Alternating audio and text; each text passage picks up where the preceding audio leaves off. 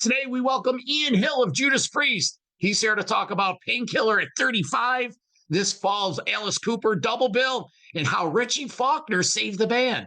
All that and more on this week's episode of Metal Mayhem ROC.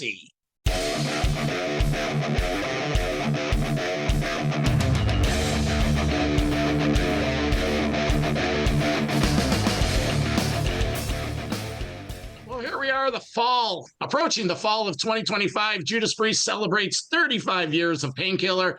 They return to the U.S. for the Shield of Pain tour this fall with Alice Cooper, Corrosion of Conformity.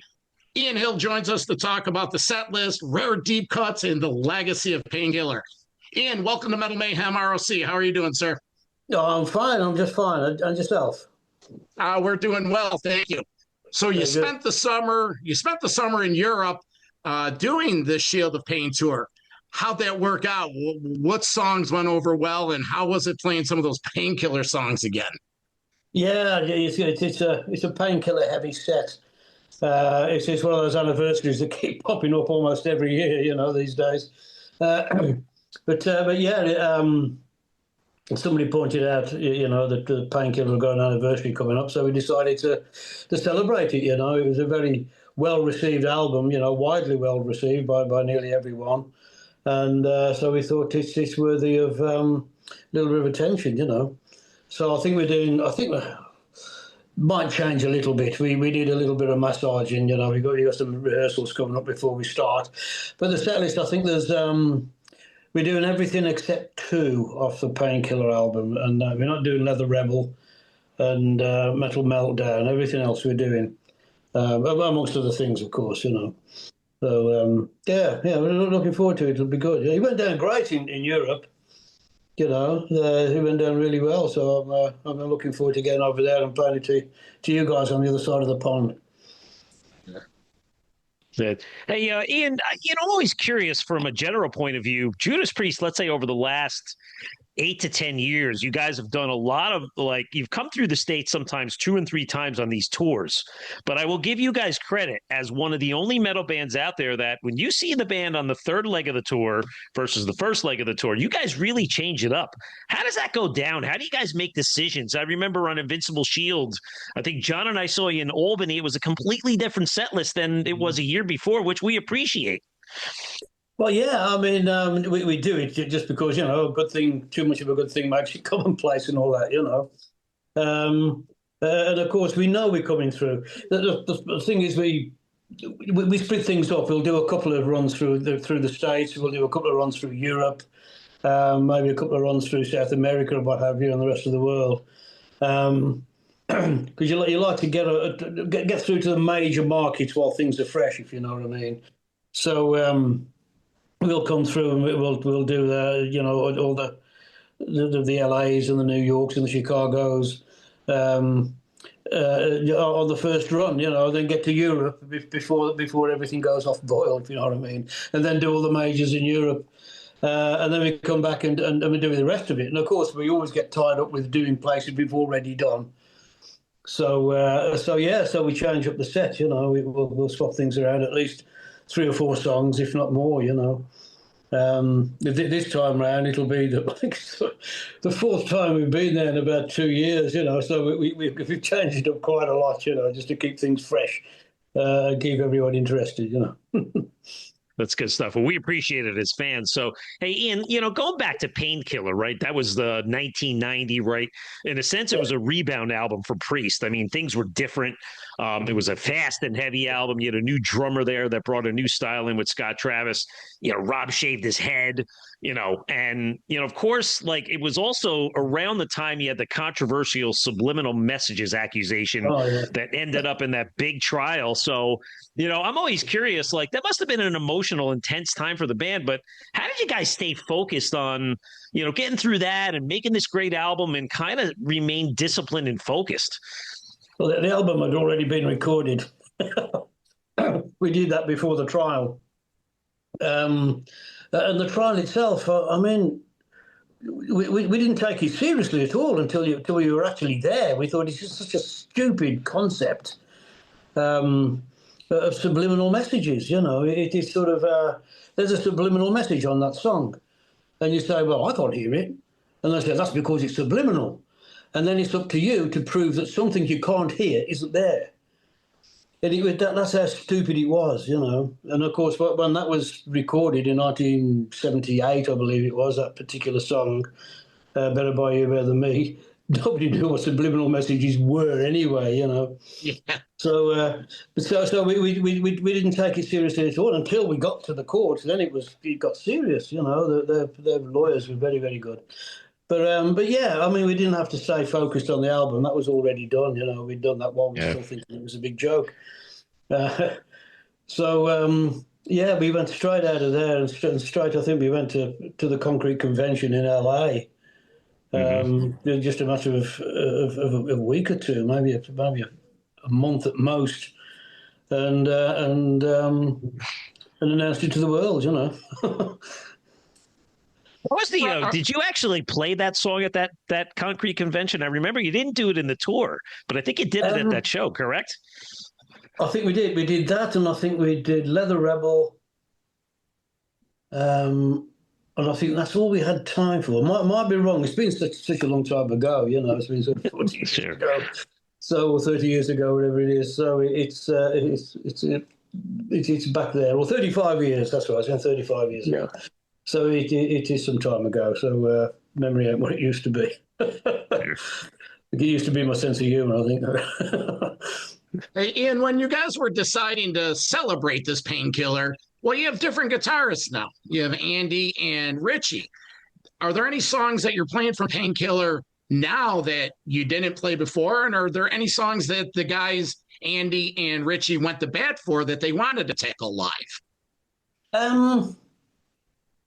I think we played most of them live at one point or another. I think all except One Shot at Glory, I think, was the only one we hadn't done. And I think, if I remember rightly, I think we might have played that on the Firepower tour. Was it Firepower? It was either Firepower or the 50th anniversary tour. And that was the first time we played that, and that was with Richie. Not with Andy. I think Glenn was still with us then. But yeah, I think we played most other things at one time or another over the years. But like I say, we'd be doing it on this time. Well, as far as I know, we're doing it this time around. I've got about 2-3 weeks before we kick off. So it might change a little bit, not a great deal. I know it's a lot of years and it's a lot of gigs, and it's like after a while, how do you retain a lot of that info? But you do have the new guitarist. What's it like witnessing the interplay between the new generation of Priest guitarists versus the old classic Glenn and KK combo? Yeah, well, I mean, when Ken left the band, he's been left the band now some 13, nearly 14 years since he left the band, you know. And for most of that time, Richie's been playing along with Glenn. So he had time to assimilate, if you know what I mean. Yeah, you know, we got assimilated into the band and be part of it and part of the original sound, if you know what I mean, which was important. We didn't want to change the band, you know, beyond recognition. So, and he got that, you know. I mean, the first thing he did was I think that was that 50th year? No, it wasn't. It was Epitaph. And and of course he was playing all of Ken's parts, if you know what I mean, you know. So he had to do his best to try and sound like Ken, and that was a great wake-up call for him, and a great learning curve as well, you know. And of course he's got Glenn there as well to point him in this direction and that direction and keep him on course, sort of thing. And as the years went by, you know, obviously he became more and more comfortable with everything and finding his own niche and his own, you know, in a Judas Priest sort of way, if you know what I mean. He's still very recognisably Judas Priest. So he's had sort of 13 years of that, you know, played along with Glenn. And now, of course, Andy's come along and he's got Richie now, you know. Richie's passing on the same information that Glenn passed on to him. So, yeah, and that's why we still sound, you know, recognisably Judas Priest. And, of course, Andy's been with us now since, when was Firepower? 2018? So he's been with us 7 years now. You know, he's been playing with us for 7 years. So he's getting more confident, and he's getting his you know, he's getting his foot in the door, if you know what I mean. And he's assimilated as well now, you know. So yeah, it seems like everything happened very quickly. It didn't. It's been years, you know. It's been years, 7 years for Andy, and sort of 13, twice that long for Richie, you know. Yeah, and I noticed with Andy when he came in, he originally had short hair, but as each tour came on, he seemed to grow his hair out. He looks a lot more Judas Priest like than he did when he first came in. Yeah, he didn't fit in at all, did he, really, with his hair? But that's changed now. He decided to grow it back, you know. I don't know why he shaved it to start with. I think he's probably cheesed off with washing it every day, but yeah, he's grown it back, and he looks more like a heavy metal toughie rather than you know, a record producer. Yeah. So Ian, you know, you're always like the steady Eddie guy, as we say, right? You're always positioned on the side next to the guitarist, but kind of, you know, you're out of the spotlight, but you're like in that anchor point on stage. So what's it like for you, like watching Rob every night out there, you know, just getting down and crazy? What's it like being at an anchor point position? Oh, well, yeah, that's what it's all about, isn't it? The rhythm section. It's been tied. I mean, all this stemmed back to when I couldn't hear myself or the drummer, because I was standing right next to Glenn, if you know what I mean. So I used to stand close to the drummer. I used to watch his left hand and the hi-hat to keep time. That was how loud things got, you know, at one point. Everybody could hear it out the front, you know, but I couldn't hear it where I was. And I just sort of stood there, you know, and it sort of stuck. And everybody found their positions on stage, and it stayed that way, you know. I'm perfectly happy being there. You know, the others have certainly got a little bit of a larger ego than I have anyway. So it sort of works out, you know. Oh, yeah. Sure. So you're comfortable being in the back line, and like you said, you had to watch and listen. So yes. Let's talk about the Invincible Shield portion of the set. Again, like Walt mentioned before, as the tours and the legs go on, you add songs, take songs off. You're adding new from Invincible. What's the thinking behind that, and what is the prerequisite to get into the set list? Yeah, it's difficult, you know, when you've got such a back catalogue. Every time you put a new song in, you have to make space, and you have to drop someone's favourite, you know. Yeah. So it gets difficult with each album.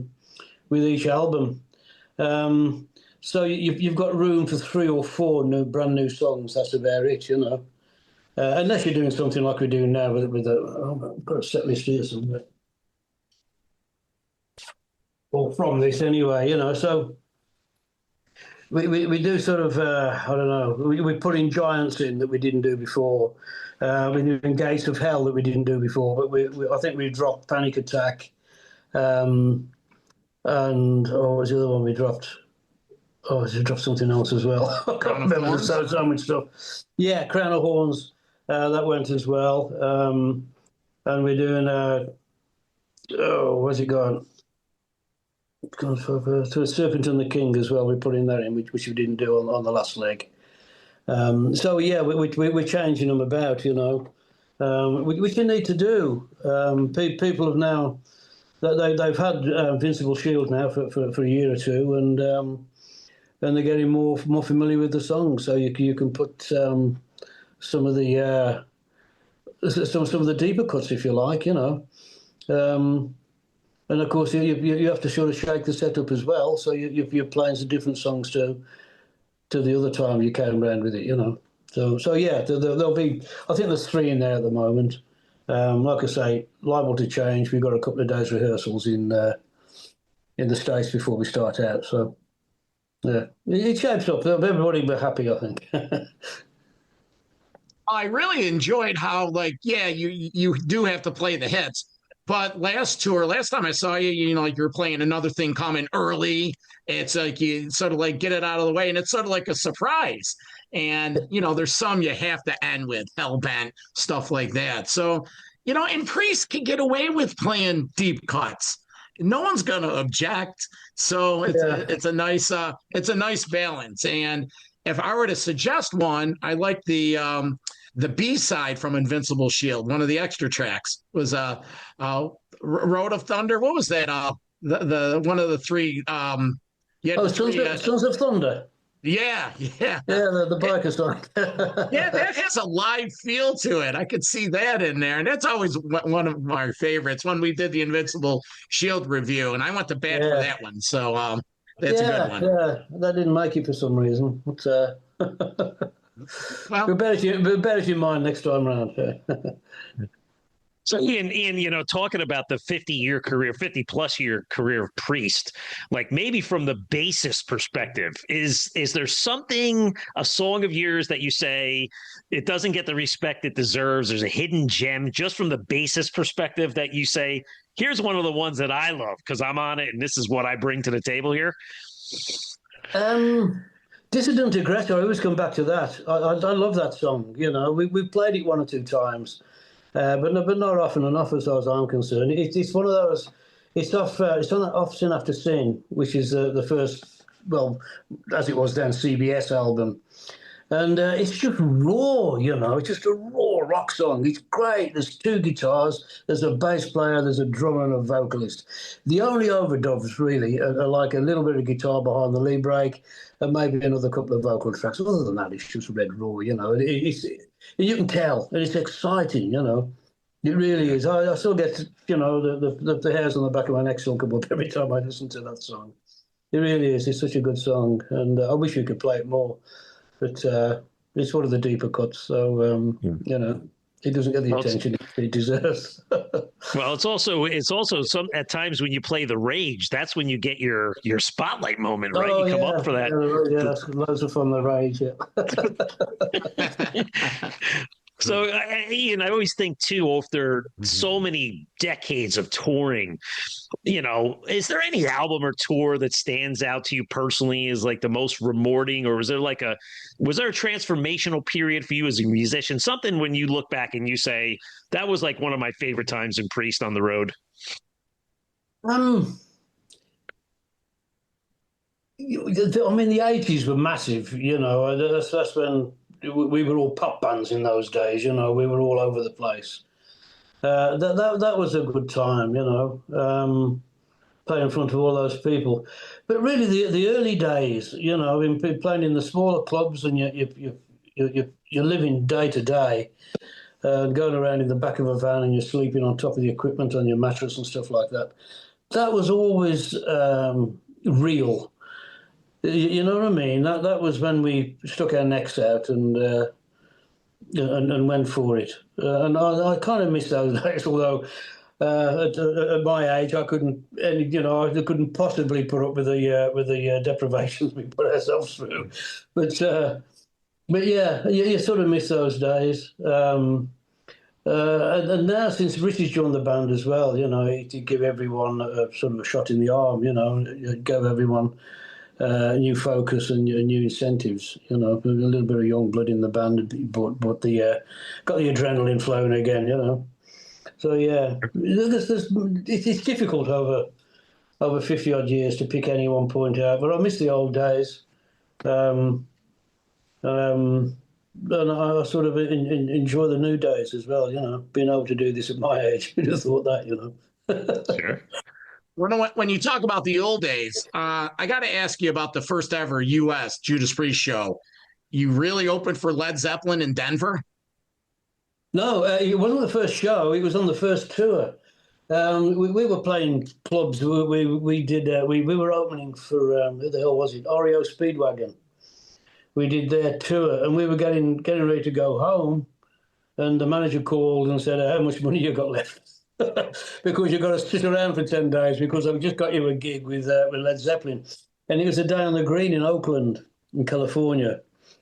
And we played to Led Zeppelin for the Oakland Coliseum 2 days, one after the other, of course, And that was well worth doing. I mean, that broke the band in California. Every music fan, who lived in the Bay Area. That's right, Oakland, he was in the Bay Area, that's right. Well, it was at that show, And although we were on around, I think it was 10 o'clock in the morning, it was great, and well worth doing. That was on the first tour, yeah. Well, yeah, the Billy Graham Day on the Greens. Everyone's played there, and they broke Yeah. out. What about the US Festival, 1983? We've spoken to many guys, bands that have been there, and the one constant they talk about is the heat. Well, no one had more leather on, and no one played in the hottest part of the day like Judas Priest. It was right when they were really breaking in the States. Share a few memories of that US Festival in 1983, Heavy Metal Day. That was something special. It really was. I mean, it's still to this day the most amount of people who played to it at any one time. There's over 300,000 people there, 30,000 people, Mm-hmm. It's a phenomenal show, really was. And it was remote as well. I remember it being in the middle of nowhere, and the only way to get the bands in and out of the festival site was by helicopter. Yeah. And I forget who the organisers were. Anyway, they rented out the Holiday Inn, some 5-10 miles away, and those were the dressing rooms. You got dressed in the Holiday Inn. You got in a helicopter, and it flew you from the car park in the Holiday Inn the backstage at the US Festival, and then then the same happened in reverse. But I remember just flying in there, and you came over one hill, and there was a field there, an immense field. It was a different colour to every other field, and that was it. And as far as the eye could see, there was just people, and it was phenomenal show. Yeah, we were glad we did it. There's ourselves, Ozzy, I think. Ozzy was on it. Van Halen were on there. Scorpions. Yeah, Scorps were on there as well. That's right, yeah. Early Motley Crue. Great show. What a great lineup, Absolutely phenomenal lineup. Fact check, it was Steve Wozniak from Apple was the Apple Computers. That's right. The guy that put that together. Yeah, that's right. And he claimed he had so much money back then, he just wanted to have a big party with his favorite bands. And it turned into, third of a million people in the Priest. Well, we're heavy metal guys, and we totally love that. There was what about the early Birmingham days, pre-Rock-a-Rolla? Birmingham's a hot topic of late, but you guys were there. Any reflection on the pre-Rock-a-Rolla days way at the beginning? Yeah, in the Midlands area, not just Birmingham, there were so many places to play. Obviously, in the day before sort of iPads and personal, entertainment systems, everybody went out at night, and they went to see bands play. Even in the small town I'm from, it's a little place called West Bromwich, there must have been at least half a dozen places, ranging from the town hall to the dance hall. There was 2 or 3 bars. There was a club. You know what I mean? And there were bands on there every night. I saw some great bands that you wouldn't believe. I mean, there's the Adelphi Ballroom. It couldn't have held much more than maybe 1,000, 1,200 people. That was cramming people in.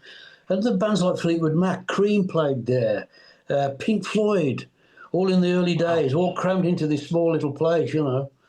And that's how it was, back going back 50 years now, and we were part of that scene, and we were lucky to be part of it, and of course, there are many places in Birmingham as well, Henry's Blues House, the Rum Runner, the Hobbit Lock Clubs, Barbarella's. There's so many different places to play, and of course, they're not there anymore, Disco killed it off in the 80s. And then personal multimedia killed it off completely in the 90s and 2000s. Great days, though. Great days. Hey, Ian, I wanted to touch on a period of the band really quick. I was, you're talking about the exit of Painkiller. Rob left after that, and eventually you guys brought in Tim Ripper Owens. I still put the Jugulator album up there as one of my favorites. It's brutal, it's heavy, it's dark. Yeah. But it's hard to believe that next year will be 30 years since that album's been released. I was at all those shows. But what sticks out for you at that period, maybe good and bad, from that time in the band? It was obviously it was a bad time because Rob wasn't there. You got a long-standing vocalist, one of the most renowned vocalists in heavy metal, and he ain't there anymore. But Tim was a tremendous vocalist. He still is, He's a great vocalist. He's got a brilliant voice. And it was a different avenue for us, It was, as you pointed out, it was very hard, very harsh stuff. Everything was savage almost. And there's some great songs on it. I thought Demolition was even better than that. I thought there's some of my favourite songs on Demolition,